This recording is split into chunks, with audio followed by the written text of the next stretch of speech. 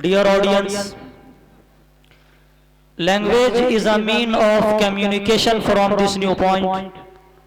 Every language has its own importance. In the recent age, we see that English language is spreading throughout the world.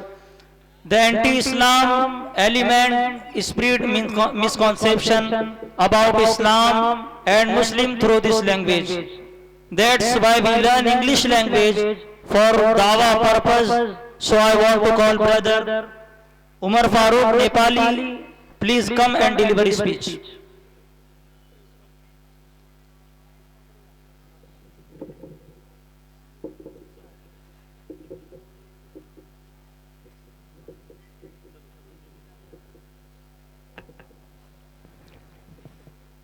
Assalamu alaikum wa rahmatullahi wa barakatuh. Alhamdulillahi rabbil alameen. Wa salatu wa salamu ala nabiyyihi Muhammadin sayyidil mursaleen. Wa ala alihi wa sahbihi ajma'in. May praise be to Allah, the creator of the worlds. Peace and blessing be upon his Prophet Muhammad sallallahu alaihi wasallam, the head of all messengers, upon his family and all his companions. Respected Director of Manbaul Ulum and teachers, honorable guests, and dear all. Today, in this program, I have been asked to speak some words on the concept of equality and justice in Islam. Dear audience, the first and foremost teaching of the Quran about equality is that all human beings are descendants from one father and mother. Thus, they are equal on the basis of humanity. The Quran says, يا أيها الناس إنا خلقناكم من ذكر وأنثى وجعلناكم شعوبا وقبائل لتعارفوا إن أكرمكم عند الله يتقاكم إن الله عليم خبير. Surah Al-Hujurat, chapter number 49, verse number 13. O mankind, we have created you from a male and a female and made you into races and tribes so that you may identify one another. Surely the noblest of you in Allah's sight is the one who is most pious of you. Surely Allah is all-knowing, all-aware. The Quran very explicitly declared that the differences of races, tribes, colors, and places are of no value and importance. These differences are only for the sake of identification. One cannot be considered higher and superior on the ground of race, color, and nationality. By this, the Quran aimed at leveling the differences and discriminations of nations, races and tribes.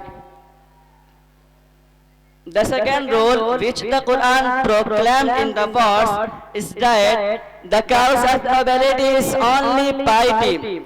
Thus Islam uprooted the racial pride and ego of the so-called higher classes. This principle of equality was elucidated more in hadith by the Prophet Muhammad sallallahu alaihi wasallam. In a hadith, he is reported to have said, O people, behold, your Lord is one. There is no superiority for an Arab over a non-Arab, neither for a non-Arab over an Arab, nor for a black on a red, nor for a red on a black, but the basis of piety and righteousness. Indeed, the best amongst you are those who are more pious and righteous. Behold, did I convey you the message? The people shouted, Yes, O the Messenger of Allah.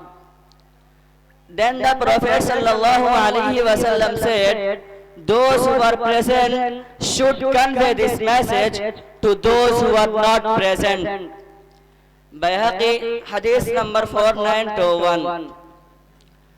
Another hadith says, O people, Allah disapproved bigotry of the days of ignorance and taking pride for fathers. People are of two types, pious, righteous. Estimable before Allah or nefarious, wretched, insignificant before Allah. All the people are descendants of Adam, and Allah Tabaraka wa Ta'ala created Adam with soil. Tirmizi, hadith number 3193. This was the first example of its kind in human history that the Quran eradicated the racial prejudice so vehemently and effectively. It asserted Muslims to consider the people of the world their brother and human being like themselves. The Quran uprooted the racial hatred and asked Muslims to treat each other with good conduct. It is the fundamental principle of tolerance to consider the other communities as human beings just like yourselves. Since then only you can behave with them justly. If we consider them humiliated, abject and lowly, then it is impossible to have a just conduct towards them. The Quran asks Muslims to maintain justice and transparency even with non-Muslims. وَإِنْ حَكَمْتَ فَاحْكُمْ بَيْنَهُمْ بِالْقِسْطِ إِنَّ اللَّهَ يُحِبُّ الْمُقْسِطِينَ. Surah Al-Ma'idah, chapter number 5, verse number 42. But if you judge between them with justice. Surely Allah loves those who do justice.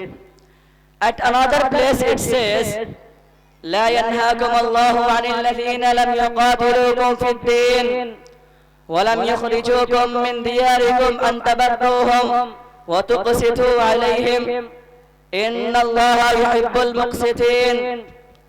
Surah Al-Mumtahina, chapter number 60, verse number 8. Allah doesn't forbid you as regards those who didn't fight you on account of faith and didn't expel you from your homes, that you do good to them and deal justly with them. Surely Allah loves those who maintain justice. Justice is to be maintained even if it goes against one's near and dear one.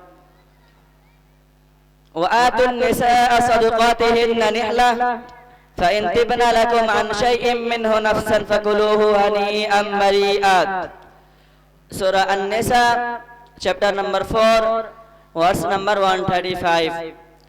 O you who believe, be upholders of justice, witness for Allah, even though against the interest of yourselves or the parents and the kinsmen. Muslims must hold on justice and fairness with people in every condition, even if they have enmity with them to any extent. The Quran warns, يا أيها الذين آمنوا كونوا قوامين لله شهداء بالقسط ولا يجرمنكم شنآن قوم على ألا تعدلوا اعدلوا هو أقرب للتقوى واتقوا الله إن الله خبير بما تعملون. Surah Al-Ma'idah, chapter number 5, verse number 8. O you who believe, be steadfast for obeying the commands of Allah and witness for justice. Malice against a people should not prompt you to avoid doing justice. Do justice, that is nearer to taqwa, piety, fear Allah. Surely Allah is all aware of what you do. Dear audience, Islam is the torch barrier of equality and justice. It laid the foundation stone of democracy and freedom when Europe was fast asleep and savagery, and the world was unaware of the spirit of equality and justice. The Islamic concept of equality and justice saved the humanity from the disasters and paved the way for democracy, absolute justice and freedom. Here, I am winding up my talk with praise for Allah subhanahu wa ta'ala and blessing for the Prophet Muhammad sallallahu alayhi wa sallam. Wa akhiru da'wana anil hamdulillahi rabbil alameen.